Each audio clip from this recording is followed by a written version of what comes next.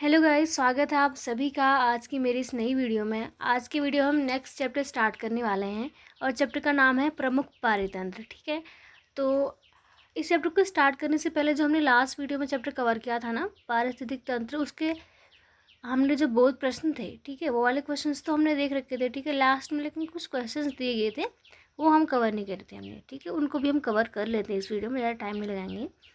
हमने चैप्टर को अच्छे से पूरा कवर कर रखा था और यहाँ बोध प्रश्न 5 है ना, यहाँ तक हमने कवर कर लिया था। लेकिन जो यहाँ पे कुछ क्वेश्चन यहाँ पे रह गए थे जो कवर नहीं हो पाए थे, तो चलो आज पहले इनको देख लेते हैं, फिर चैप्टर को स्टार्ट करते हैं। ठीक है, तो फर्स्ट क्वेश्चन इसमें कह रहे हैं ना कि नीचे दी गई परिभाषाओं को एक या दो शब्दों में बताइए। ठीक है, इनको हमें बताना है कि ये क्या है। तो सबसे पहले इसमें है, ठीक है, जीवमंडल की मौलिक क्रियात्मक स्वनिर्वहनी इकाई, जिसमें उस क्षेत्र के विशेष के सभी जीव, ठीक है, वो निर्जीवी हैं और सजीव घटक होते हैं, एक दूसरे पर परस्पर क्रिया करते हैं। ये मैंने आपको लास्ट वीडियो में समझाया था। क्या है ये होगा हमारा पारिस्थितिक तंत्र। ठीक है, सेकंड में हमारा कह रहा है कि पृथ्वी की सतह का वह समग्र क्षेत्र जिसमें वायुमंडल, थलमंडल और जलमंडल शामिल है, क्या है वो? जीवमंडल। ठीक है, थर्ड, पारिस्थितिक तंत्र के निर्जीव घटक जैसे वायु, जल, मृदा, प्रकाश, अकार्बनिक तत्व, ये सब किस में आते हैं? ये अजैविक कारक में।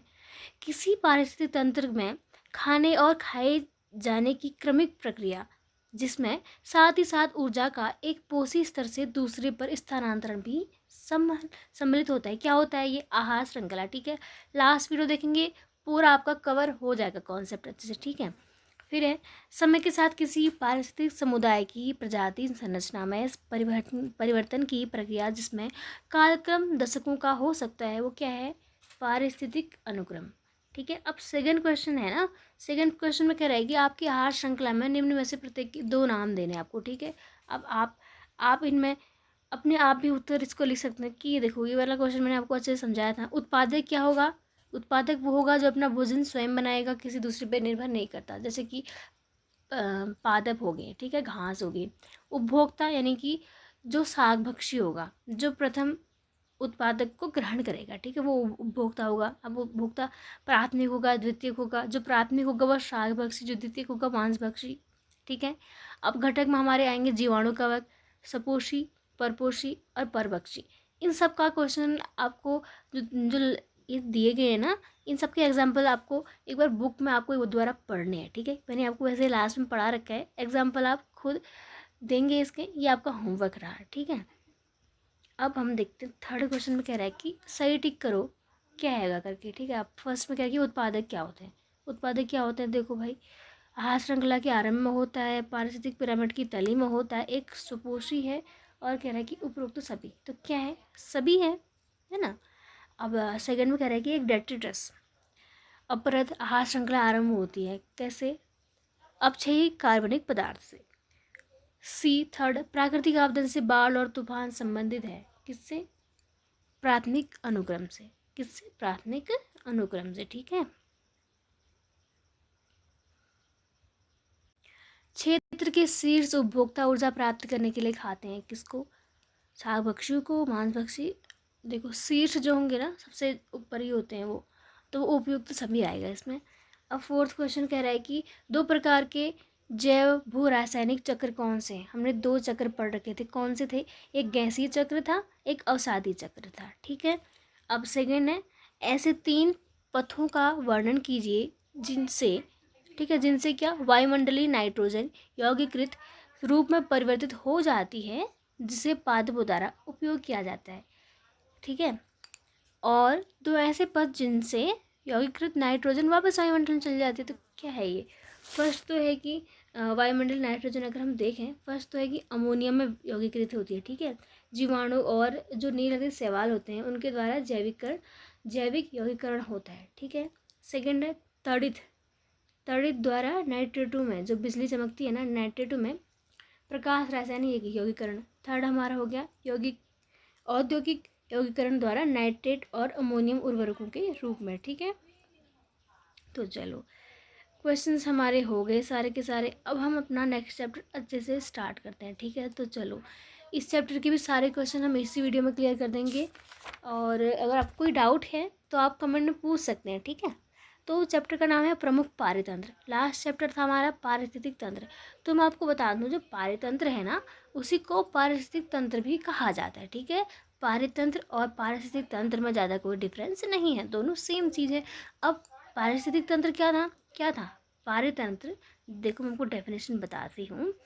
पारितंत्र, जिसे पारिस्थितिक तंत्र भी कहा जाता है, एक प्राकृतिक इकाई है, ठीक है। प्राकृतिक इकाई है, उसमें क्या है कि जिसमें किसी क्षेत्र के सभी जीवधारी, अब वो सजीव भी होंगे और निर्जीव भी, ठीक है। जैविक और अजैविक कारक दोनों होंगे। जैसे पौधे, जानवर, सूक्ष्म जीव, ये सब क्या है, ये हमारे जैविक कारक हैं। और उनके अजैविक पर्यावरण जैसे कि जलवायु, मिट्टी, पानी, एक साथ मिलकर एक कार्यात्मक इकाई बनाते हैं, ठीक है। समझ में आ गया आपको। अब इसमें हमें बहुत सारे पारतंत्रों के बारे में पढ़ना है, ठीक है। अब वो कौन कौन से हैं, देखो हमें इसमें वन पारतंत्र पढ़ना है, घास स्थल पारतंत्र पढ़ना है, मरुस्थल, जलीय, ठीक है। तो हमें इतना पढ़ना है। अब जलीय पारतंत्र में हमें जलीय जीवन के बारे में पढ़ना है, अलवण जलीय पारतंत्र, सरित पारतंत्र, नदियाँ, समुद्री पारतंत्र और ज्वार नदमुख। तो चलो चैप्टर को देखते हैं आगे। सबसे पहले हम देखते हैं ना कि इसमें कह रहा है कि ना संभावित अध्ययन परिणाम। इसको पढ़ने के बाद हम स्थलीय पारतंत्र के बारे में जान पाएंगे, उनके बीच अंतर बता पाएंगे। घास स्थलों, वन, मरुस्थल के सामान्य अभिलक्षण, इनकी जीवजात का वर्णन कर सकेंगे। मानव कल्याण में वनों के महत्व को बता सकेंगे, ठीक है।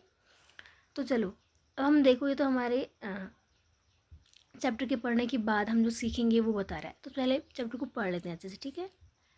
तो चलो सबसे पहले देखते हैं हम वन पारितंत्र, ठीक है। सबसे पहले देखते हैं हम वन पारितंत्र। अब देखो वन क्या होते हैं, हम सबको पता है वन क्या है, ठीक है।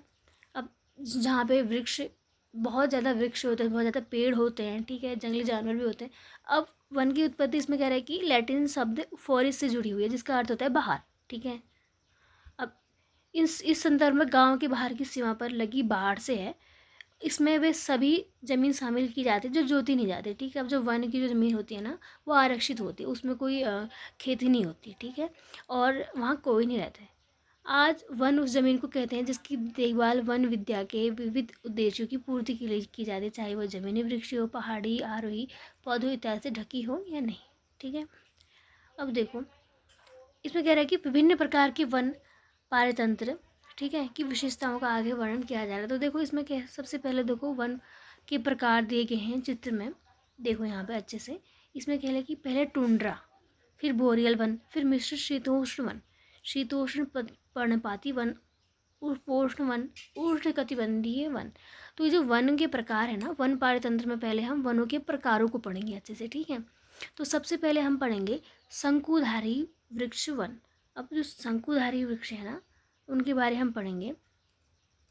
तो इसमें क्या है, शंकुधारी जो वृक्ष होते हैं ना, अधिक वर्षा तथा प्रबल मौसमी जलवायु वाले ठंडे जगह पर होते हैं, ठीक है, जहाँ पे बहुत ज़्यादा वर्षा होती है, ठीक है। अब तभी तो वो ठंडी जगह होगी, जलवायु वाले ठंडे क्षेत्रों, जहाँ ठंडे मौसम वाले दिनों अधिक और गर्मियों के दिन थोड़े होते हैं, ठीक है। मतलब वहाँ पे ठंडियों के दिन बहुत ज़्यादा होते हैं और गर्मी के दिन बहुत कम होते हैं। अब इसकी ये विशेषता है कि उनमें बोरियाल, ठीक है, ये याद रखना नाम, ये वाले क्वेश्चन आते हैं, ये वाला क्वेश्चन आएगा कि शंकुधारी जो वृक्ष हैं उनके एग्जाम्पल आएंगे, कुछ पेड़ों के नाम आएंगे। तो इसमें कह रहा है उनमें बोरियाल, शंकुधारी वृक्ष वन मिलते हैं जो पार महाद्वीपीय होते हैं, ठीक है। इसकी विशेषता यह है कि यहाँ पौधों की सदाबहार स्पीसीज होती हैं, कहाँ पे, शंकुधारी वन में, जैसे स्प्रूस, फर और चीड़ के वृक्ष, ठीक है। पाइनस स्ट्रोबस और लिक्स, भेड़िया, रीछ, लाल लोमड़ी, ये सब क्या है, लाल लोमड़ी, ये सब यहाँ पे की बता रहे हैं कि ये जानवर यहाँ पे पाए जाते हैं। पॉर्क्यूपाइन, गिलहरियाँ, उभयचर प्राणी जैसे पेड़ का मेढक और तालाब के मेढक जैसे जंतु मिलते हैं, ठीक है। और क्या कह रहे हैं, शंकुधारी वृक्ष जो होते हैं ना, शंकुधारी वृक्ष की सुइयों से उत्पन्न कर्कट से बहुत ही धीरे धीरे विच्छिन्न होने और उसमें पोषण पदार्थों की अधिक मात्रा न होने के कारण यहाँ की मृदा में, जो वहाँ की मिट्टी होती है ना, वहाँ की मिट्टी में क्या होता है, पोषक तत्वों की कमी होती है, ठीक है। ये जो मिट्टियाँ होती है ना, अम्लीय होती है और उसमें खनिजों की कमी होती है, ठीक है। और जो बोरियल वन होते हैं ना, वनों की उत्पादनशीलता तथा सामाजिक स्थायित्व अन्य किसी जीवों की तुलना में कम होती है। अब हम पढ़ते हैं शीतोष्ण पर्णपाती वन, टेम्परेट डेसिडियस फॉरेस्ट। ठीक है, अब जो ये वन होते हैं ना शीतोष्ण पर्णपाती, इनकी विशेषता यह है कि यहाँ पे क्या होता है, मध्यम दर्जे की जलवायु पाई जाती है, यानी कि यहाँ पे अत्यधिक गर्म भी नहीं होता, अत्यधिक ठंडा भी नहीं होता। और पत्तियाँ कैसी पाई जाती हैं, चौड़े पत्ती वाली। ठीक है, यहाँ पे दिया गया देखो। और जो सर्दियों में इनकी पत्तियाँ गिरा देते हैं ये, और बसंत के आगमन पर नई पत्तियों को जन्म देते हैं। ठीक है, ये वन कहाँ पाए जाते हैं, उत्तरी अमेरिका। कहाँ कहाँ पाए जाते हैं, उत्तरी अमेरिका, यूरोप, पूर्वी एशिया, चीन, जापान सहित चिली, ऑस्ट्रेलिया के कुछ भाग में पाए जाते हैं, जहाँ शरद ऋतु में ज़्यादा ठंडक पड़ती है। और वार्षिक वर्षा कितने से कितने तक होती है, ये याद रखना, ये डिटेल पूछ, ये यही क्वेश्चन आते हैं जो छोटी छोटी जानकारी होती है ना कि इन वनों में, जैसे कि आपको वन में पाए जाने वाले पेड़ों के नाम दे देगा, बोलेगा कि ये वाले वन कौन से हैं, शीतोष्ण हैं, उष्णकटिबंधीय हैं, ऐसे पूछेगा। ठीक है, और कि वर्षा कहाँ कहाँ कहाँ होती है, किस क्षेत्र में कैसी जलवायु पाई जाती है, यही क्वेश्चन पूछे जाते हैं, तो इनको हमें ध्यान से पढ़ना है। तो वार्षिक वर्षा कितनी होती है, 75 से 150 सेंटीमीटर तक होती है। यहाँ साल भर एक जैसी वर्षा होती रहती है। कहाँ पे, शीतोष्ण पर्णपाती वन, और जलवायु कहाँ मध्यम दर्जे की पाई जाती है। ठीक है, और वृक्ष जो होते हैं काफ़ी लंबे होते हैं, 40 से 50 मीटर ऊंचे होते हैं, और इनकी पत्तियाँ पतली और चौड़ी होती हैं। ठीक है, अब यहाँ पे एग्जाम्पल दे रखे हैं इस जीवों के प्रमुख जिनसों में कौन है, मेपल है, बीच है, ओक, हिकोरी, बासवुड। ठीक है, ये सारे एग्जाम्पल हैं। और हिमालय के कुछ स्थानों पर प्रमुख वनस्पति है जो इनकी शंकुधारी वृक्ष, सिडार, जूनिपर के पेड़ सहित तथा विलो। ठीक है, चलो अब हम देखते हैं उनमें रहने वाले जानवर हैं शीतोष्ण वनों में, हिरण, भालू, गिलहरी और धूसर लोमड़ियाँ। ठीक है, ये सारी एग्जाम्पल हैं। और सामान्यतः पाए जाने वाले जो अकशेरू हैं, अकशेरुकियों में केचुए, घोंगे, मिलिपिड, कोलियोप्टेरा तथा ऑर्थोप्टेरा कीट। ठीक है, कुछ उभयचर प्राणी भी हैं, इन सबको आप पढ़ लीजिएगा। ठीक है, अब है हमारा शीतोष्ण सदाबहार वन। अब हमारा शीतोष्ण सदाबहार वन, टेम्परेट एवरग्रीन फॉरेस्ट। अब कह रहा है कि विश्व में जो कई भागों में भूमध्य सागरीय किस्म की जलवायु पाई जाती है। ठीक है, किस प्रकार की भूमध्य सागरीय किस्म की जलवायु पाई जाती है, जिसमें विशेषतः उष्ण, ठीक है, उष्ण, शुष्क, ग्रीष्म और ठंड, नम, शीतकाल है। इनमें सामान्यतः कम ऊंचाई वाले सदाबहार वृक्ष पाए जाते हैं। कैसे, कम ऊंचाई वाले, और होंगे सदाबहार वो। ठीक है, जिनकी पत्तियां सुई की तरह फिर चौड़ी होती हैं। अब इनमें एग्जाम्पल देखो, इनको याद रखना, हेमलॉक, ठीक है, ईयू और मैपल। और झाड़ियाँ इनकी 3 से 4 मीटर तक की ऊंची होती हैं। और जानवर कौन से पाए जाते हैं, हिरन, खच्चर, ब्रूस खरगोश, काष्ठा चूहा आदि, ये सब हैं। ठीक है, अब हम पढ़ेंगे शीतोष्ण वर्षा प्रचुर वन। अब ये जो वन होते हैं ये क्या होते हैं, अन्य वर्षा प्रचुर वन से अत्यधिक ठंडे होते हैं, अधिक ठंडे होते हैं। ठीक है, और ऋतुओं के अनुसार इनके ताप और वर्षा में अंतर स्पष्ट होते हैं। ठीक है, यहाँ वर्षा अधिक होती है लेकिन कोहरा बहुत ही अधिक पड़ता है। ठीक है, वर्षा तो अधिक होगी लेकिन कोहरा बहुत ज़्यादा पड़ता है, जो स्वयं वर्षा की तुलना में पानी का अधिक महत्वपूर्ण स्रोत माना जाता है। ठीक है, अब हम पढ़ेंगे उष्णकटिबंधीय वर्षा प्रचुर वन। अब जो ये वन होते हैं ना, ये भूमध्य रेखा के पास पाए जाते हैं, और ये वन पृथ्वी पर पाए जाने वाले सबसे अधिक विविध समुदायों में गिने जाते हैं। सबसे अधिक समुदाय में कौन से, क्वेश्चन आ सकता है यहाँ से, सबसे अधिक विविध समुदायों में पाए जाने वाले वन कौन से होते हैं, तो कौन सा वन है, उष्णकटिबंधीय वर्षा प्रचुर वन। और यहाँ ताप और आर्द्रता दोनों ही क्या होती हैं, उच्च रहते हैं, हाई रहते हैं। ठीक है, और वर्ष भर लगभग एक जैसे ही रहते हैं। वार्षिक जो वर्षा होगी 2 सेंटीमीटर से भी ज़्यादा होगी, और सामान्य रूप से वर्ष भर होती रहती है। ठीक है, अब यहाँ पाए जाने वाले जो वृक्षवासी हैं उनका आप याद करना, यहाँ पे स्पीसीज जो है। ठीक है, ये सारी इतनी सारी स्पीसीज यहाँ पे दी गई हैं। अब हम पढ़ेंगे उष्णकटिबंधीय मौसमी वन। ठीक है, आपको क्या करना है, चैप्टर में आपको पढ़ा रही हूँ, आपको एक बार बस इनकी स्पीसीज़ के बारे में, जहाँ पे जो जानवरों के बारे में और जो पेड़ों के नाम दिए जा रहे हैं ना, इनको आपको फिर से रिवाइज़ करना है, क्योंकि एक बार पढ़ने से चीज़ें याद नहीं होती हैं, हमें रिवीजन की ज़रूरत होती है। फिर मैं यहाँ पे एक बार पढ़ लेती हूँ कौन कौन से हैं। जलीय सरीसृप है, कैमिलियन है, एगेमिड है, करेल छिपकलियाँ हैं, सांपों की कई स्पीसीज़ है, पक्षियों की कई स्पीसीज हैं, ठीक है। स्तनधारियों में जैसे कि जंगली बिल्ली, विशाखाकार उड़न गिलहरियाँ, बंदर और स्थौल आदि पाए जाते हैं। अब हम पढ़ेंगे उष्णकटिबंधीय मौसमी वन। अब उष्णकटिबंधीय जो मौसमी वन होते हैं वो उन क्षेत्रों में मिलते हैं जहाँ कुल वर्षा बहुत अधिक होती है, यानी कि वर्षा बहुत, जैसे जैसे हम वनों के बारे में पढ़ते जा रहे हैं हम देख रहे हैं कि वर्षा बढ़ते जा रही है, ठीक है। परंतु यहाँ पे क्या होता है कि शुष्क तथा नम काल में बढ़ती रहती है, ठीक है। अत्यधिक नम उष्णकटिबंधीय मौसमी वनों में वर्षा उष्णकटिबंधीय वर्षा प्रचुर वनों से कई गुना होती है, ठीक है, जिसमें सामान्यतः मानसूनी वन कहा जाता है। अब भारत हो गया तथा दक्षिण पूर्वी एशिया के सर्वाधिक जो ज्ञात जो हमें उष्णकटिबंधीय मौसम में ना वनों के आकार अक्सर बड़े टीके होते हैं, ठीक है। इन क्षेत्रों में बांस भी एक महत्वपूर्ण चरम झाड़ी के रूप में पाए जाते हैं। कौन सा? बांस। कहाँ? उष्णकटिबंधीय मौसमी वन में। अब हम पढ़ेंगे उपोष्णीय वर्षा प्रचुर वन, सब ट्रॉपिकल रेन फॉरेस्ट। अब यहाँ पे क्या होता है, काफ़ी ज़्यादा वर्षा वाले क्षेत्र हैं, ठीक है। इनमें ज़्यादा सर्दी और गर्मी के दिन के ताप में भिन्नताएं कम स्पष्ट होती हैं।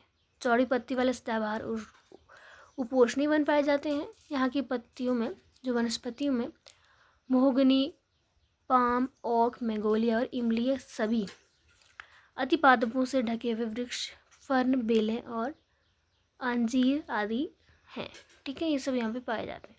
अब वनों की महत्ता, इम्पोर्टेंट ऑफ फॉरेस्ट अब देखो इतना तो हमें सबको पता है कि वन हमारे लिए कितने इम्पोर्टेंट है।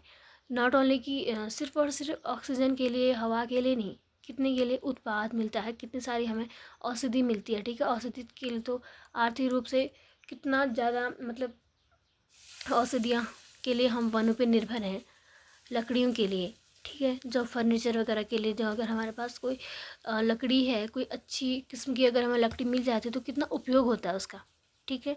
कागज़ जो बनता है हमारा किससे बनता है? लकड़ी से ही तो बनता है, ठीक है। फर्नीचर हो गया, ठीक है, शटल, खेल कूद के सामान, और जो कच्चा माल मिलता है कितना ज़्यादा, यानी कि वन तो हमारे लिए, हम पूरा वन पे ही निर्भर है, ठीक है। तो इसमें कह रहा है कि मनुष्य के लिए और अनेक उत्पाद, मनोरंजन के स्रोत, उनकी संस्कृति, सभ्यता के स्रोत के आधार पर है, ठीक है। जलाने की लकड़ी, ठीक है, काष्ठी उद्योग, लुगदी, कागज़, संयुक्त काष्ठ, ये सब यहाँ पे सब चीज़ के लिए किस पे निर्भर है? वनों पे निर्भर है। तापी, अब सिर्फ यही नहीं, तारपीन का तेल, लाख, कत्था, खैर, बीड़ी के खोल, टसर, सिल्क इत्यादि, ठीक है। इन सब के लिए हम किस पे निर्भर है? वनों पे। अब वनों का एक बहुत बड़ा जीव वैज्ञानिक महत्व ये है कि ये आनुवांशिक विविधता के संग्रह स्थल होते हैं और पृथ्वी की जलवायु को नियमित करने में महत्वपूर्ण भूमिका अदा करते हैं। अब जो वन आवास और स्थल खाद्य पदार्थ भी उपलब्ध कराते हैं, ठीक है। अब वन जो जानवर होते हैं उनके लिए तो वन ही उनका आवास है, साथ ही ये वन्य प्राणियों की अनेक स्पीशियों को सुरक्षा प्रदान करते हैं, ठीक है। वनों में जंगली जीव रहते हैं जो समाज के लिए सौंदर्य, पर्यटन की दृष्टि से महत्वपूर्ण। अब पर्यटन के लिए भी वन बहुत ही ज़्यादा महत्वपूर्ण होते हैं। अब वनों की कमी इतनी हो रही है कि क्या कहें, है ना। इसलिए हमें वनों को बहुत ज़्यादा लगाना चाहिए, क्योंकि भूस्खलन इतना हो रहा है, मृदा अपरदन हो रहा है। अब हमें क्या है, सबसे ज़्यादा तो मृदा अपरदन ही हो रहा है। पेड़ नहीं है तो क्या है, पेड़ों का जड़ों का काम होता है कि मृदा को जकड़े रहती है, पकड़े रहती है। जितने ज़्यादा पेड़ कटते हैं मृदा उतनी ज़्यादा भूकंप, क्या कहते हैं, भूस्खलन हो रहा है उतना ज़्यादा, ठीक है। थोड़ी सी भी वर्षा होती है तो भूमि का कितना मृदा भूस्खलन हो जाता है, हम सभी देखने को मिलता है आजकल, ठीक है। पहले इतना नहीं होता था, पहले पेड़ों की इतनी कमी ही नहीं थी। अब हम पढ़ेंगे वन संरक्षण, वनों का हम संरक्षण कैसे कर सकते हैं। अब जब जब से नगरीकरण इतना बढ़ गया है, नगरीकरण, किसी में बढ़ोतरी, लकड़ी का दोहन, सारे संसार ने वनों के लिए एक खतरा है, ठीक है। अब हो ही इतना गया है, औद्योगिकरण इतना बढ़ गया है, हर चीज़ की इतनी सारी कंपनियां विकसित हो गई हैं, ठीक है। अब जो कंपनियों, औद्योगों से, ठीक है, वो जो उद्योगों से निकलने वाला धुआं है वनों को प्रदूषित कर रहा है। वहाँ से जो कचरा मल निकलता है उनको नदियों में बहा दिया जाता है, ठीक है। वो सब फिर बह के सब वनों में भी उनका संपर्क बढ़ता है। इस प्रकार से हर प्रकार से पर्यावरण तो दूषित हो ही रहा है हमारा। अब वनों को बचाए रखने के लिए क्या कर सकते हैं? वन संरक्षण तथा प्रबंधन प्रक्रिया इस्तेमाल में ली जानी चाहिए, ठीक है। वांछित किस्म की इमारती लकड़ी अथवा कागज़ उद्योग के लिए लुगदी उपलब्ध कराने के लिए खास प्रकार के शंकुधारी वन और यूकेलिप्टस के तेल से बढ़ने वाले वृक्षों को एक धान्य कृषि वनों में मनुष्य ने उगाया है। ठीक है, इतना सब वन संरक्षण में किया गया है। तेजी से बढ़ने वाले वृक्षों को एक धान्य कृषि वनों में मनुष्य ने उगाया है। कौन है? यूकेलिप्टस। यूकेलिप्टस क्या है? तेजी से बढ़ने वाले वृक्ष में आता है। ठीक है, मौजूदा वनों से वांछित लाभों को प्राप्त करने के लिए उनमें कड़ाई से फेरबदल किया जाता है। इसमें वृक्ष को निकाल कर बाहर करना, ठीक है, वृक्षों के बीच फासला बढ़ाना और छांटना शामिल है। क्योंकि ऐसा होता है कि वृक्ष में क्या होता है, जब वो छोटे होते हैं तो तब वो चौड़े नहीं होते। ठीक है, जैसे जैसे वो बढ़ते जाते हैं उनकी लंबाई के साथ साथ वो चौड़े भी हो जाते हैं, फैलते हैं। तो अगर दो वृक्षों के बीच उनकी दूरी भी एक निश्चित होनी चाहिए। ठीक है, वन ही एक शाखा है वनवर्धन जिसका संबंध टीक, साल, शीशम और केल जैसी मूल्यवान इमारती लकड़ी के वृक्ष को लगाने, विकसित करने, उनकी देखभाल करने और एक धान्य कृषि के पुनर्जनन से है। ठीक है, अब यहाँ पे क्वेश्चन है, चलो क्वेश्चन को देखते हैं। तो फर्स्ट क्वेश्चन कह रहा है कि निम्नलिखित में खाली स्थान की पूर्ति कीजिए। पहला क्या है? वन जीवों में विभिन्न प्रकार के डैश जटिल समुच्चय शामिल है। किसमें? जैविक समुदाय। ठीक है, वन सदाबहार हो सकते हैं या पतझड़ वाला, या तो सदाबहार हो गए फिर पतझड़ वाले। ठीक है, उष्ण कटिबंधीय वर्षा प्रचुर वन कहाँ पाए जाते हैं? भूमध्य रेखा के निकट पाए जाते हैं। सेकंड क्वेश्चन है, वन हमें प्रत्यक्ष या अप्रत्यक्ष रूप से क्या लाभ देते हैं? अब ये तो हम सबको पता है। ठीक है, कितनी सारी इंपॉर्टेंस है, ये सब आपके लिए होमवर्क है, आप इसको कमेंट में ज़रूर इसका आंसर बताइए। थर्ड क्वेश्चन में कह रहा है कि शीतोष्ण पर्णपाती वन एवं शीतोष्ण वन में मुख्य अंतर बताइए। तो शीतोष्ण वनों में क्या होता है? शीतोष्ण पर्णपाती वन जो होते हैं ना, ये क्या होते हैं? मध्यम दर्जे की जलवायु वाले होते हैं। लेकिन जो सदाबहार जो होते हैं वहाँ पे क्या होता है कि विश्व के कई भागों में, जैसे कि भूमध्य सागर किस्म की जलवायु पाई जाती है। ठीक है, किसमें? शीतोष्ण सदाबहार वन में, जिसकी विशेषता उष्ण शुष्क ग्रीष्म ठंडा नम शीतलकाल है। ठीक है, अब शीतोष्ण वन में क्या होता है कि सर्दी में अपनी पत्ती गिरा देते हैं और बसंत के आगमन पर अपनी पत्तियों को जन्म देते हैं। किसमें? शीतोष्ण पर्णपाती में। और शीतोष्ण में क्या होता है कि कम ऊंचाई वाले सदाबहार वृक्ष पाए जाते हैं जिनकी पत्तियां सुई की तरह या फिर चौड़ी होती हैं। ठीक है, ऐसा होता है। अब शीतोष्ण के एग्जाम्पल है, जैसे कि कहाँ कहाँ होते हैं? उत्तरी अमेरिका, यूरोप, पूर्वी एशिया। ठीक है, इनमें वर्षा 75 से 150 सेंटीमीटर तक होती है, मीटर तक होती है, इतना होता है। और साल भर एक जैसी वर्षा होती है किसमें? शीतोष्ण पर्णपाती वन में। और काफ़ी लंबे वृक्ष होते हैं, 40 से 50 मीटर तक ऊंचे। ठीक है, एग्जाम्पल में मेपल, बीच, ओक, हिकोरी, बासवुड। ठीक है, और शीतोष्ण में क्या होता है? इनमें एग्जाम्पल है हेमलॉक, ईयू, मेपल और झाड़ियाँ शीतोष्ण में 3 से 4 मीटर तक ऊंची होती हैं। ठीक है, शीतोष्ण में पाए जाने वाले जो जानवर हैं, जंतु हैं, खच्चर, हिरन, ब्रूस, खरगोश, काठ, चूहा, चिंपक और छिपकली आदि है। ठीक है, आई होप इतना समझ आ गया। तो चलो अब आगे देखते हैं। अब हम पढ़ते हैं घास स्थल पारतंत्र। अब घास स्थल पारतंत्र में क्या है? जहाँ वर्षा कितने तक होगी? 25 से 75 सेंटीमीटर तक होगी। ठीक है, सेमी प्रतिवर्ष के लगभग होती है। अब जो वनों के लिए तो पर्याप्त नहीं होती है, क्योंकि वनों में तो क्या है, घास स्थल तो छोटा होता है ना पारतंत्र। अब वनों के लिए तो इतनी पर्याप्त नहीं होगी, वनों में तो बहुत ज़्यादा सेंटीमीटर वर्षा चाहिए क्योंकि अत्यधिक घने वन होते हैं। परंतु वास्तविक मरुस्थल में होने वाली वर्षा से अधिक होती है। ठीक है, जो मरुस्थल में होती है वर्षा उससे तो अधिक ही होती है घास स्थल पारतंत्र में। अब प्ररूपी घास स्थल वनस्पतियों वाले ऐसे स्थान होते हैं जो शीतोष्ण जलवायु में पाए जाते हैं। ठीक है, घास की तरह विरल होती है और उसमें मुख्यतः एक वर्षीय घास की स्पीसीज ही होती है। ठीक है, अब देखो आगे, अब हम देखते हैं ना आर्थिक महत्व देखते हैं हम। ठीक है, किसका? वनों का। अब भारत का कुल क्षेत्रफल कितना है? भारत का क्षेत्रफल कुल जमीन के लगभग का 2.4% हिस्सा है। ठीक है, परंतु यह भूभाग विश्व भर में पाए जाने वाली भैंसों के आधे से भी अधिक हो, पशुओं के 15% को, बकरियों के 15% को और भेड़ों के 4% को जीवित रखने में सहायक है। इतना भूभाग। ठीक है, अब देखो पशुधन के रूप में यह संपत्ति भारत के निवासियों के जीवन में बहुत महत्वपूर्ण भूमिका निभाती है। ठीक है, अब पशुधन हमें जलाने के लिए ईंधन, खाने के लिए पोषक पदार्थ, गांव उद्योग के लिए कच्चा माल उपलब्ध कराता है।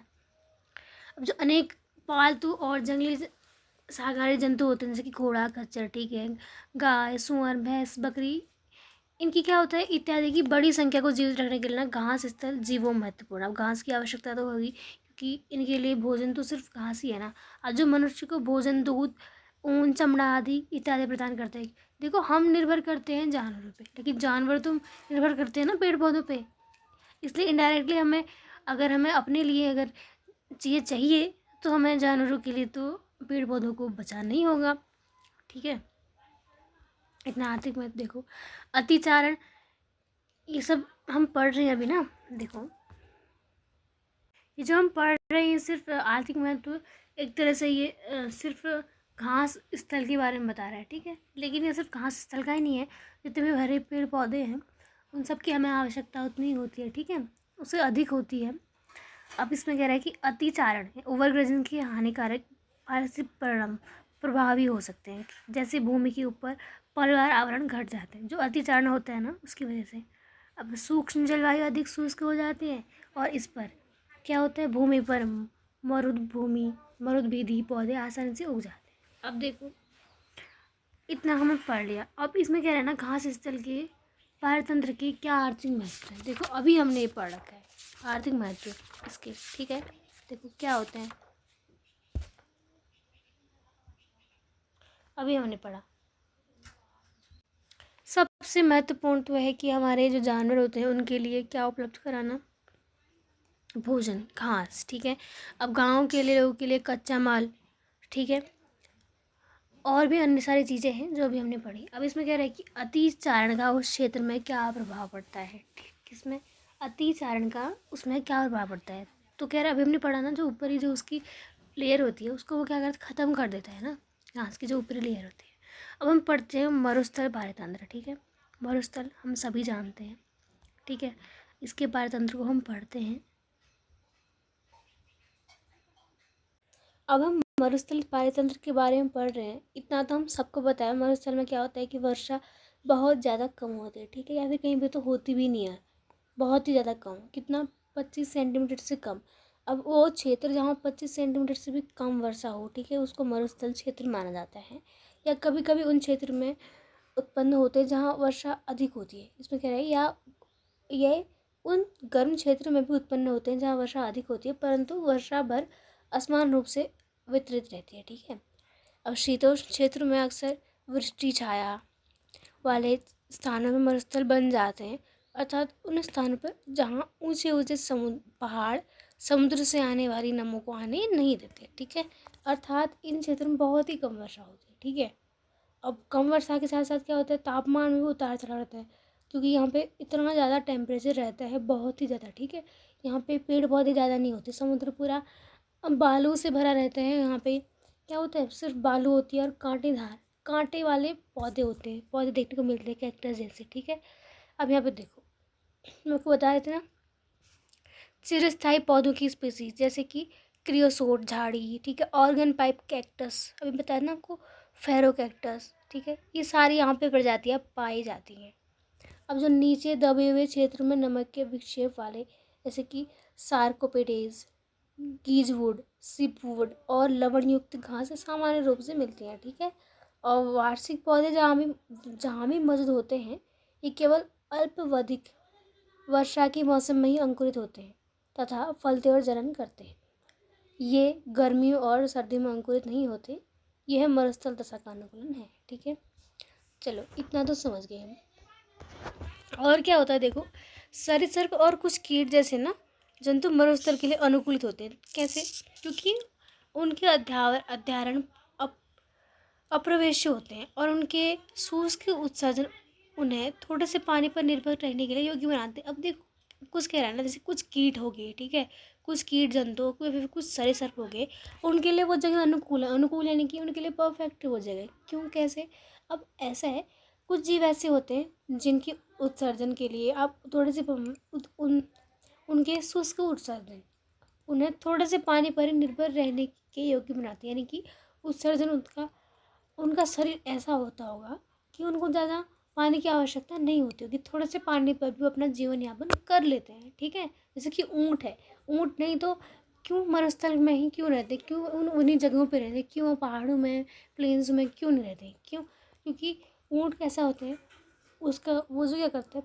पानी को एक बार ग्रहण कर लेता है और उसी को यूज़ करते रहता है। वो अपनी बॉडी में ही वो पूरा स्टोर कर लेता है, ठीक है, स्टोर रूम जैसा होता है उसके पास। इसीलिए कुछ जीव के लिए वो अनुकूल जगह होती है। उदाहरण के लिए कह रहे हैं रात्रिचर रोडेंटो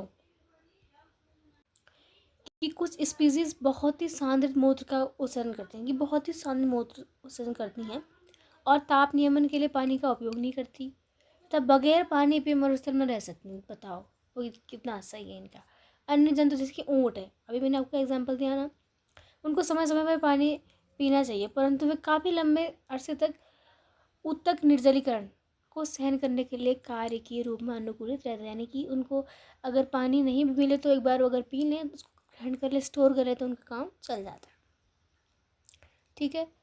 लिमिटिंग फैक्टर होता है उनके पास, इसलिए किसी मरुस्थल की उत्पादकता लगभग प्रत्येक रूप से वर्षा पर ही निर्भर करती है, ठीक है।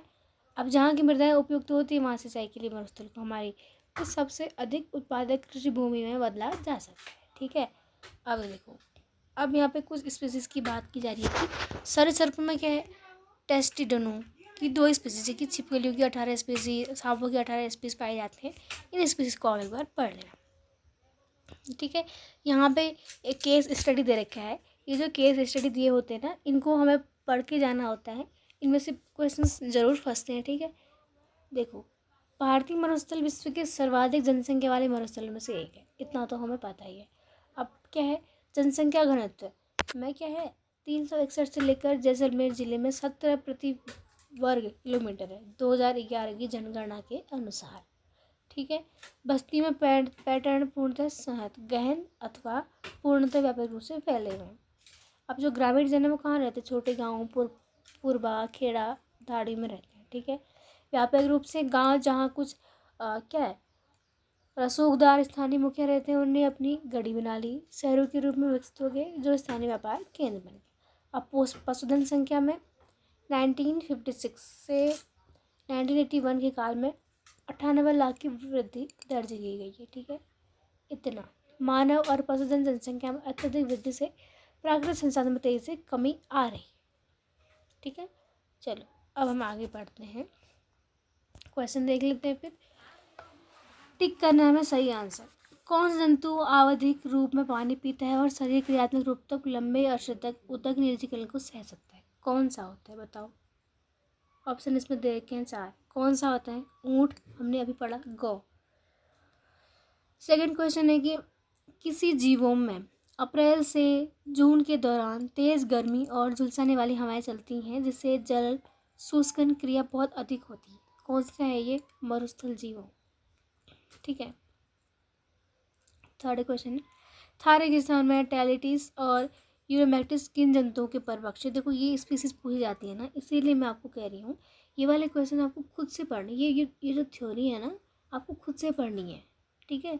आपको एक बार तो अपने आप खुद से पढ़नी है, एक बार नहीं 2 बार, आप एक बार रिवाइज कर लीजिएगा, ठीक है। क्योंकि ये स्पीसीज एक बार आपको पढ़ाने से सीधे याद नहीं, क्योंकि 1-2 होता तो याद रहता ना, इतनी सारी स्पीसीज हैं, अब एग्जाम में पता नहीं कौन सा पूछ ले, ठीक है। अब देखो यहाँ पे स्पीसीज आ गई, अगर आपने इनका नाम तक याद नहीं होगा तो आप तुक्का ही तो लगाओगे, है ना। अब MCQ वाला पेपर है, थ्योरी तो है नहीं कि आप कुछ भी लिख दोगे, ठीक है। तो इसका राइट आंसर है का, रेगिस्तानी टिड्डी, ठीक है। चलो अब हम पढ़ते हैं जलीय पारितंत्र के बारे में। तो देखो जलीय पारितंत्र में हम जलीय जीवों के बारे में अध्ययन करेंगे, ठीक है। तो इसमें हम कह रहे हैं कि इसमें कह रहा है कि भूमंडलीय जल राशियों ने धरातल के लगभग 3/4 भाग को अलवणित जल या खारे पानी के रूप में ढक रखा है, ठीक है। जहाँ पे अलवण जल नमक का अंश 0.5% से कम और लवण जल 3.5% से अधिक है। ये वाला तो याद कर ही लो, रट लो, ठीक है। ये 2 चीज़ें रट लो, एग्जाम में पूछी जानी है मोस्ट ऑफ टाइम में। कितने से अधिक है 3.5 और कितना से कम है ये क्या है, ये पूरा याद कर लेना आपको, ठीक है। और देखो, और ज्वार मुख और महासागरों में लवण की मात्रा के अनुसार भिन्न प्रकार के जीव पाए जाते हैं। वो इसी आधार पर जलीय पारितंत्र को 3 श्रेणियों में रखा गया है, किसके आधार पर, लवणता की मात्रा के अनुसार। अब देखो सबसे पहले है अलवण जल पारितंत्र, उसमें है हमारा झील, ताल, अनूप, कुंड, सरिताएं और नदियाँ। सेकंड है हमारा समुद्री पारितंत्र और उसमें उथले समुद्र और खुले महासागर। थर्ड हमारा खारा जल समुद्र पारतंत्र, जिसमें हमारा ज्वारनदमुख, लवणकच्छ, मैंग्रोव, अनूप और वनात। ठीक है, तो चलो पहले हम जलीय जीव के बारे में पढ़ते हैं। ठीक है, जीव असमान रूप से वितरित हैं जलीय पारतंत्र में, लेकिन उनके जीवन रूप के या स्थिति के आधार पर उन्हें 5 समूह में वर्गीकृत किया जा सकता है। ठीक है, अब उन सबको हम पढ़ते हैं। किसके आधार पर? जीवन रूप के या स्थिति के आधार पर। ठीक है, 5 समूह में हम वर्गीकृत करते हैं जलीय जीवों को। सबसे पहला आता है पटलग। अब पटलग में क्या है? ये अनसंलग्न जीव हैं जो वायु जल अंतरापृष्ठ पर रहते हैं, जैसे कि प्लवमान पौधे, कई प्रकार के प्राणी। ठीक है, कैसे? देखो जिसमें देखा है चित्र 3.3, यहाँ पे देखो पटलग। पटलग कहाँ पे है? ये देखो पटलग, यानी कि समुद्र जो है ना, उसके फर्स्ट में स्टार्टिंग में उसके, ठीक है, जो उसका फर्स्ट है ना सरफेस, ऊपरी सरफेस, वहाँ पे है ये। ठीक है, प्लवमान पौधे और कई प्रकार के प्राणी होते हैं वहाँ पे। ठीक है, वायुजल अंतरापृष्ठ इंटरफेस पर रहते हैं। कुछ अपना अधिकांश जीवन वायुजल अंतरापृष्ठ की चोटी पर बताते हैं, और जबकि कुछ अधिकांश समय वायुजल अंतरापृष्ठ के एकदम नीचे। ठीक है, कुछ थोड़ा ऊपर, कुछ थोड़ा नीचे, और अपना अधिकतर खारा पानी में से प्राप्त, अधिकतर अपना खाना पानी में से प्राप्त करते हैं। ठीक है, उदाहरणतः इसमें एग्जाम्पल है भृंग और पृष्ठतरणक। फिर हम देखते हैं परिपादप के बारे में। परिपादप क्या होते हैं? ये ऐसे जीव हैं जो तली पंख के ऊपर निकले पदार्थों या जड़ जमाए पौधों के तनों और पत्तियों पर संलग्न या चिपके रहते हैं। देखो कहाँ पे परिपादप है हमारा, यहाँ पे देखो। ठीक है, यहाँ पे चिपके रहते हैं, फिर संलग्न रहते हैं। ठीक है, जहाँ से हमारा समुद्र की स्टार्टिंग होती है, जो वहाँ पे थल भूमि है। ठीक है, ये हमारा हो गया। अब उस पर शैवाल या फिर आमतौर पर यहाँ पे शैवाल, उनके संबंधित प्राणियों के समूह इस वर्ग में आते हैं। थर्ड हमारा है प्लवक या फिर प्लैंकटन। ठीक है, अब इनके बारे में पढ़ते हैं।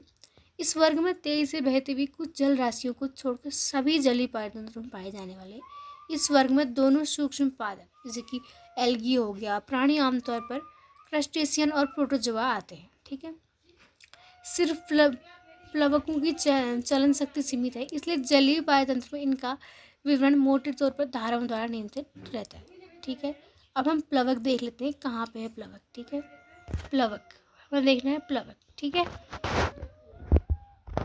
इसमें प्लवक का चित्र नहीं दिया गया है। ठीक है, फिर हम देखते हैं तरणक। तरणक क्या होते हैं? इस वर्ग में वे प्राणी आते हैं जो तैराक है। ठीक है, तैराक आते हैं।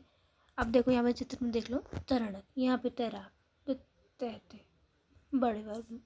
फिर हम देखते हैं नितलक। नितलक पे वे प्राणी आते हैं जो जलराशि की तल या नितलस्थ क्षेत्र में आते हैं, यानी कि सबसे निचले स्तर में आते हैं। पर्यावरण के प्रति अनेक पर्याप्त अनुकूलन होते हैं, क्योंकि खुले जल सतह की अपेक्षा तली अधिक विविध आवास पर रहते हैं। जैसे कि इसका एग्जाम्पल है स्पंज, लॉबस्टर, क्रैब। देख लो यहाँ पे नितलक। अब हम देखते हैं बहुत प्रश्न 4 के उत्तर देख लेते हैं हम। क्या कह रहा है? इसमें कह रहा है कि हमें क्या करना है, कॉलम ए और कॉलम बी को, कॉलम ए में जलीय जीवों के वर्गों को परिभाषित करने के लिए काम में लाए गए शब्दों को कॉलम ख में दी गई उन समूह की परिभाषाओं से मिलान करना है। ठीक है, अब हमने ये सबके बारे में पढ़ तो लिया है। तो पहले है पटलग। पटलग क्या हमें कहाँ आएगा? ठीक है, पटलग हमारा आएगा कहाँ पे रहता है? पानी की पृष्ठ फिल्म में पाए जाने वाला। तरणक, तरणक क्या होता है? तरणक में आता है हमारा घ, जलीय जीव जो कुशलता से तैरते हैं पानी की धाराओं पर काबू पाने में समर्थ है। कौन है? तरणक। अभी हमने पढ़ा ना तरणक। प्लवक नहीं होते। प्लवक क्या होते हैं? धाराओं द्वारा नियंत्रित होते हैं प्लवक। और तरणक क्या होते हैं? तरणक जो होते हैं हमारे पानी की धाराओं को काबू पाने में समर्थ होते हैं, तरणक। नितलक, नितलक जो होते हैं पौधे और प्राणियों का समूह जो नीचे स्तर में तली और तली पर पाए जाते हैं। क। प्लवक, प्लवक हमारा है ग, सूक्ष्म आकार के प्राणी और पौधे जो जलीय पारतंत्रों में, जैसे कि समुद्र, नदी, तालाबों, झीलों में प्लवन करते रहते हैं और सघन रूप से गति करने में असमर्थ है। ग आएगा। ठीक है, और लास्ट में परिपादप। ठीक है, परिपादप हमारे हैं पौधे, प्राणी, पंख से ऊपर ये जलीय पौधों से चिपके रहते हैं। अब हम पढ़ते हैं अलवर जलीय पारतंत्र। ठीक है, इसमें हम पढ़ेंगे इसमें है कह रहा है कि अलवण जल पारितंत्र क्या है, कार्बनिक और अकार्बनिक पदार्थों की अत्यधिक मात्रा के लिए स्थलीय पारितंत्र पर निर्भर करता है। किस पे निर्भर करता है? स्थलीय पारितंत्र पर निर्भर करता है। ये पदार्थ जलीय पारितंत्रों के पास की जमीन पर पुनः रहित समुदाय द्वारा पारितंत्र पर लगातार डाले जाते हैं। ठीक है, अब अलवणीय जल पारितंत्र को दो भागों में बांटते हैं। किसमें? एक तो सरो, एक है सरित। अब क्यों है इनमें हम बांटा? देखो, सरो सब लैनी शब्द से बना जिसका अर्थ है शांत, यानी कि स्थिर बेसिन श्रेणी पारितंत्र। अब इसमें हमारे आएंगे झीलें, तालाब, कुंड, अनु, कच्छ, इस भाग के उदाहरण। और सरित का अर्थ होता है बहाकर ले जाना या बहते हुए या प्रणाल। इसमें हमारे आएंगी नदियाँ, सरिताएं, सोते, ठीक है, सोते आदि इस भाग के उदाहरण। अब दोनों पारितंत्र को हम अच्छे से पढ़ते हैं। ठीक है,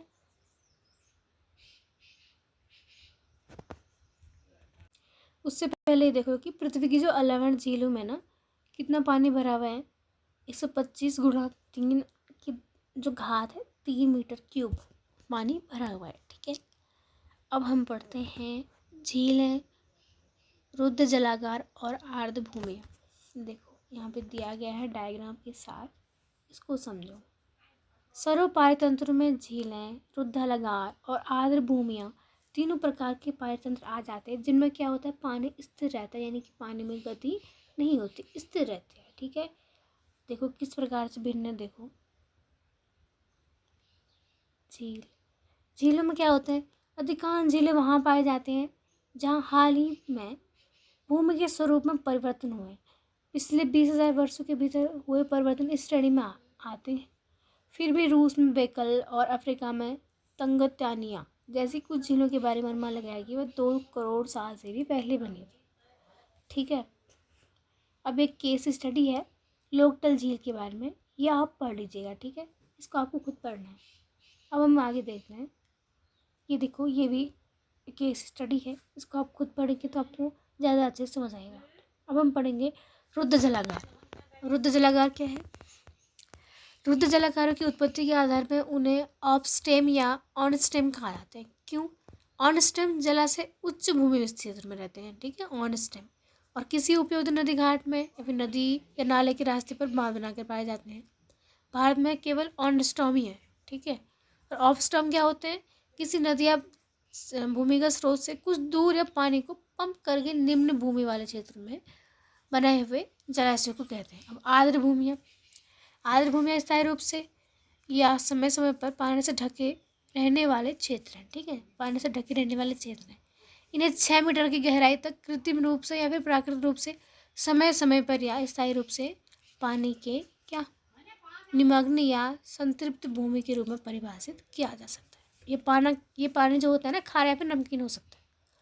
अब देखो, आर्द्र जो भूमियाँ हैं उनको भी 2 श्रेणी में बांटा गया है। एक तो अंतरस्थलीय आर्द्र भूमियाँ, दूसरा तटीय आर्द्र भूमियाँ। अंतरस्थलीय में हम देखेंगे जो कि अंतरस्थलीय स्थल से घिरा रहता है और जिनमें अलवण जल होता है। ठीक है, जैसे कि दलदल हो गया, अनूप हो गया। और तटीय क्षेत्र में वो तट के पास रहती हैं और उनमें लवण जल या खारा पानी भरा रहता है। ठीक है, जैसे कि मैंग्रोव, अनूप और मैंग्रोव वन। यहाँ पे देखो एक केस स्टडी दे रखा है कि असम की आर्द्र भूमि के लिए खतरा। क्यों? देखो,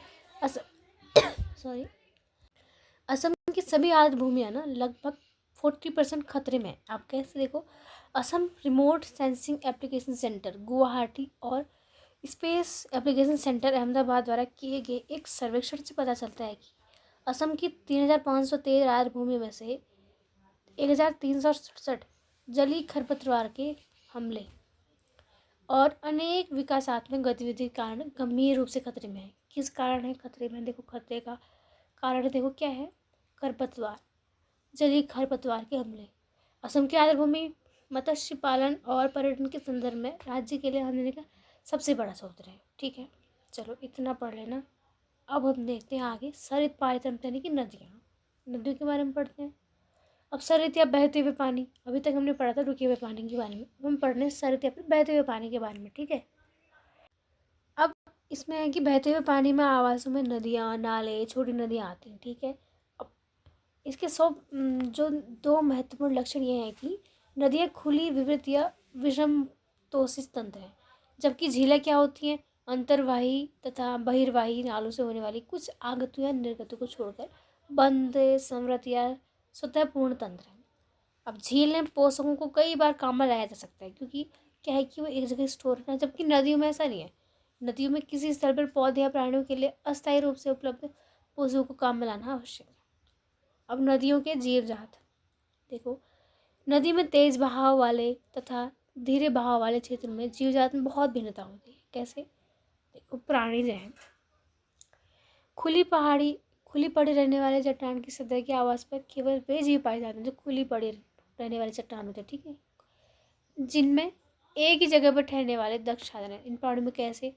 लिम्फेड जो होता है, डिम्फक बोलते हैं उसको, ठीक है, अलवड़ी, पेनी, किसमें एक ही जगह ठहरा हुआ पानी होगा अगर, ठीक है, प्राणी अगर हम देखेंगे ना, तो जगह जहाँ पानी एक जगह ठहरा रहता है, एक ही जगह ठहरे रहने के लिए दक्ष साधन जहाँ पे होते हैं, वहाँ पे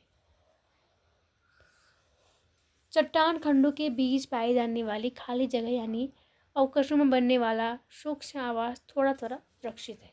यहाँ पाषाण मक्खी और ड्रैगन फ्लाई होती है, ठीक है, इतना हो गया। अब हम देखते हैं पौधों के बारे में। पौधों में यहाँ केवल अक्षर संलग्न रूप में जीवित बच सकते हैं, संलग्न रूप में ही जीवित बच सकते हैं, जैसे कि स्थानबद्ध शैवाल, ठीक है। इस प्रकार केवल कुछ पौधों की उपस्थिति के कारण यहाँ प्राणियों के लिए पोषक आधार कार्बनिक अवरत है। अब हमें पढ़ना है समुद्री पायतंत्र, ठीक है। देखो, अभी तक हमने मरुस्थल पायतंत्र पढ़ा, घास पायतंत्र पढ़ा, वन पायतंत्र पढ़ा, ठीक है, लेकिन जो समुद्री पायतंत्र होता है ना, वो पृथ्वी पर पाए जाने वाला सबसे बड़ा, पृथ्वी पर समुद्री पायतंत्र सबसे बड़ा और सबसे स्थायी पायतंत्र है, और इसका समुद्र पारिस्थितिक महत्व है, ठीक है, इसका बहुत ही पारिस्थितिक महत्व है।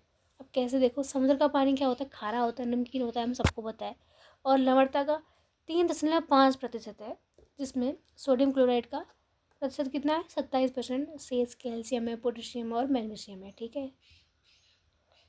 प्रकाश कार्बनिक उत्पादन और समुद्री जीवन के वितरण में एक महत्वपूर्ण सीमाकारी कारक है। कौन? अब तापमान भी लगभग स्थिर रहता है समुद्री पायतंत्र में। कैसे? यह ध्रुवीय समुद्र में 2 डिग्री सेल्सियस से लेकर उष्णकटिबंधीय में 32 डिग्री सेल्सियस यह अधिक तक होता है, ठीक है। अब समुद्री आवास को 2 भिन्न मंडलों में पहचाना जा सकता है। एक तो नितलस्थ मंडल, जैसे कि जिनमें महासागर का बेसिन या तल बनता है, ठीक है, नितलस्थ, और दूसरा है वेला पर्वती, जो मुक्त जलमंडल को दर्शाता है, बेसिन को भरता है, ठीक है। आगे देखते हैं। अब महासागर के जीवजात देखो, वहाँ पे रहने वाले जीवजात। अब उसमें देखो, समुद्र में जीवन विशेषता प्रचुर नहीं है, हालांकि जीवों की विविधता बहुत ज़्यादा है। अब सबसे ज़्यादा जो जलीय जीव हैं वो कहाँ? समुद्र में ही पाए जाते हैं ना, विविधता भी उनमें बहुत ज़्यादा है। प्राणियों का लगभग प्रत्येक प्रमुख वर्ग और शैवाल का प्रत्येक प्रमुख वर्ग महासागर में कहीं ना कहीं पाए जाते हैं। संवहनी पौधे, कीट इसके अपवाद हैं, ठीक है, एक्सेप्शन भी है यहाँ पे, ये नहीं पाए जाते समुद्र में, ठीक है। ये क्वेश्चन अगर आ गया तो ध्यान से देख लेना। संवहनी पौधे और कीट इसके अपवाद हैं, यानी कि वो समुद्र में नहीं पाए जाते, ठीक है। जीवन रूपों में गहराई के हिसाब से मिलने वाले अंतर के आधार पर समुद्री पायतंत्रों के विस्तार को वेलांचली, नेरिटांचली, वेला पर्वती, नीलस्थ मंडल में बांटा गया है। अब इन सब के बारे में हम पढ़ते हैं। देखो, पूरा डायग्राम है यहाँ पे, इस डायग्राम को एक बार अच्छे से देख के देना, कहीं से भी क्वेश्चन फंस सकता है, पूछ सकता है कि वैसे तो इतना डीप में तो नहीं जाएगा, लेकिन फिर बार हल्का नॉलेज इसकी ले लेना, ठीक है। अब देखो, हम पहले पढ़ते हैं वेलांचली मंडल के जीवजात। अब जो वेलांचली मंडल के जीवजात होते हैं ना, ये क्या है? ये मंडल समुद्री पायतंत्र का तटीय क्षेत्र है, ठीक है, तटीय क्षेत्र। सामान्य भाषा इस सुप्रा वेलांचली मंडल को समुद्र तट कहते हैं, ठीक है। इसे तरंगों तथा ज्वार भाटों की प्रचंडता, जल स्तर के उतार चढ़ाव और तापमान, प्रकाश, लवणता तथा आर्द्रता यानी नमी की परिवर्तनशीलता झेलनी पड़ती है, ठीक है, परिवर्तनशीलता झेलनी पड़ती है, सॉरी। और यहाँ पे क्या होता है? समुद्र में किसी भी दूसरी जगह की बजाय यहाँ तरंग क्रिया जोरदार होती है। अब देखो, क्योंकि जो यहाँ पे लहर आती है बहुत ज़्यादा, ठीक है, आलिवता अधिक होती है और अक्सर अवस्थर का तेजी से अपर्दन होता है। पौधों की थोड़ी सी जातियां हैं, ठीक है। अब जो यहाँ पे पाए जाने वाले जो जीव है ना, सामान्यतः प्राणी जो होते हैं, कौन कौन से, घोंगे हैं, ठीक है, बार्निकल, इन सब के बारे में आप एक बार पढ़ लेना। इसको तो आपको पूरा पढ़ के जाना है, ठीक है। यहाँ पे देखो, यहाँ पे क्षेत्र दिया गया है, वेलांचली महाद्वीपीय सेल, ठीक है। अब हम पढ़ते हैं आगे, क्या, नेरिटांचली। अब इसमें क्या है, इस सापेक्षिक रूप से उथले सागरी मंडल में प्रकाश काफ़ी गहराई तक वेधन करता है। यहाँ पोषकों की सांद्रता ज़्यादा होती है, ठीक है। इन दो कारणों से इस क्षेत्र में जातियाँ अपेक्षाकृत अधिक होती हैं और उत्पादकता उच्च होती है, ठीक है। एग्जाम्पल देख लो, इसमें प्राणियों की ढेरों किस्में, जैसे कि सीपी, सिम्र, घोंगे, ठीक है, केकड़े, इसमें यानी कि और विविधता पाई जाती है, ज़्यादा विविधता। और मछलियाँ अनेक हैं, जिनमें शार्क की अनेक जातियाँ तथा समुद्र टाउन एवं सालवन शामिल है, ठीक है। फिर हमारा है वेला पर्वतीय मंडल। अब कुल समुद्र पृष्ठ का 90% वेला पर्वतीय है, यानी कि 90% तो यही है। अब इससे पहले जब दो क्षेत्रों के बारे में चर्चा की गई है, उसकी अपेक्षा इस क्षेत्र में जातियाँ कम है और जीवों की संख्या भी कम है, ठीक है, लेकिन 90% भाग तो है ही। अब देखो, इसमें पाई जाने वाली है समुद्री कुकुम्बर और समुद्री अर्चन अपरत तथा जीवाणु खाते हुए अधस्थल पर रहते हैं तथा मांसाहारी भंगुतारा और केकड़े का आहार बनते हैं। लास्ट है हमारा नितलस्ट, ये समुद्र तल का तल है, ठीक है, समुद्र का तला बनाता है। यहाँ के जीव विषमपोषी होते हैं। तृणमूल जंतु समुद्री लिली, समुद्री कोरल और स्पंज आदि होते हैं। धोंदे और सिम्पिडियाँ कीचड़ में धंसी रहते हैं, जबकि तारापीठ, समुद्री करकटी, समुद्री अर्चन इसकी सतह पर घूमते रहते हैं, ठीक है। अब हमारा लास्ट जो है ना टॉपिक है ज्वार नद मुख, ठीक है, ये पढ़ते हैं। अब सभी नदियाँ और झीलें आखिर में कहाँ मिलती हैं, समुद्र में जाकर गिरती है ना। लेकिन कुछ नदियाँ क्या करती हैं, वास्तविक समुद्र में मिलने से पूर्व ही अपना बहुत ही विशेष मंडल बना लेती हैं, और यह मंडल क्या कहलाता है, ज्वारनद मुख कहलाता है, ठीक है। ज्वारनद मुख नदी और समुद्र के बीच एक संक्रमण मंडल है। ये एक ऐसी संक्रमिका का प्रतिनिधित्व करता है, ठीक है, इसके बेजोड़ पारिस्थितिक लक्षण और जीवजात समुदाय हैं, ठीक है। अब जो ज्वारनद मुख होता है, विश्व के सबसे ज़्यादा उत्पादी पारतंत्र है, ठीक है। ज्वारनद मुख तटीय महासागर का एक अर्ध समृद्ध भाग है, जिसमें खारा पानी होता है। अब भारत में केरल के तट के साथ साथ या सुंदरवन में खूब सारे ज्वारनद देखे जा सकते हैं। अब लक्षण देख लो, ज्वारनद मुख पर्यावरण का सबसे प्रभावी लक्षण लवणता का घटना बढ़ना है, ठीक है, लवणता में घटना बढ़ना। हालांकि ज्वारनद मुख में कभी कभी लवणता होती है, लेकिन स्थलाकृति के साथ, ज्वार भाटों के साथ, अलवण जल की मात्रा के साथ प्रवणता के प्रतिरूप भी बदलते रहते हैं। अब इसमें इसके जीवजात देख लो, ठीक है। ज्वारनद मुख समुदाय के 3 घटकों को, ज्वार नदी जो मुखी है, ज्वारनद मुखी समुदाय 3 घटकों को मिश्रण है। कैसे, समुद्री जल, लवणीय जल और खारा पानी, ठीक है। इसका कारण है ज्वारनद मुख के भौतिक पर्यावरण में बहुत भारी फेरबदल है। इस प्रकार ज्वारनद मुख की भारी उत्पादकता एक संकरीय आधार पर बनी है, ठीक है। क्योंकि कुल मिलाकर ज्वारनद मुख की विविधता और भी नदी या समुद्री समुदाय की विविधता से कम ही है ना।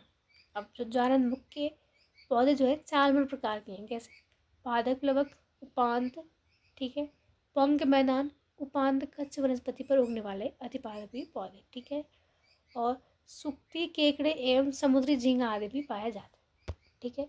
तो चलो इतना हो गया। बहुत प्रश्न 5 हम देख लेते हैं, इसमें कह रहा है कि सही या गलत बताओ, ठीक है। तो ये वाला क्वेश्चन आपके लिए होमवर्क हो गया, ठीक है। यहाँ पे सारांश है और लास्ट में कुछ क्वेश्चन दिए गए हैं। अब इन क्वेश्चन को हमने पूरा जो चैप्टर में दिया गया है ना, उसी पे आधारित में। महत्व हम सब जानते हैं वन का महत्व, ठीक है, आर्थिक रूप से, ठीक है, औषधियाँ, ठीक है, कच्चा माल, ठीक है, ऑक्सीजन के लिए तो सबसे ज़रूरी है ही, ठीक है, और हमारी जो किताबें बनती हैं, ठीक है, ये सारी चीज़ें, और मरुस्थलीय पादप और जीव किस प्रकार से पाई जाने वाली परिस्थितियाँ अनुकूल अपने को बनाते हैं, क्योंकि वो वहाँ पे रह के उसी अनुरूप अपनी बॉडी को बना लेते हैं, या फिर उन्हीं उनके अनुसार उनकी बॉडी होती है कि वो पानी को बिना कम पानी से भी अपना जीवन चला लेते हैं, ठीक है। अब घास तल पारतंत्र के आर्थिक महत्व को हम सब ने पढ़ा, ठीक है। आपके हिसाब सबसे अधिक गतिशील पोषण पारतंत्र है, क्यों? ठीक है। महासागरीय जारंध्र पारतंत्र का सबसे संक्षिप्त वर्णन कीजिए। अभी हम सबने पढ़ रखा है ये, एक बार आप फिर उसको पढ़ लेना, ठीक है। तो thank you so much for watching this video.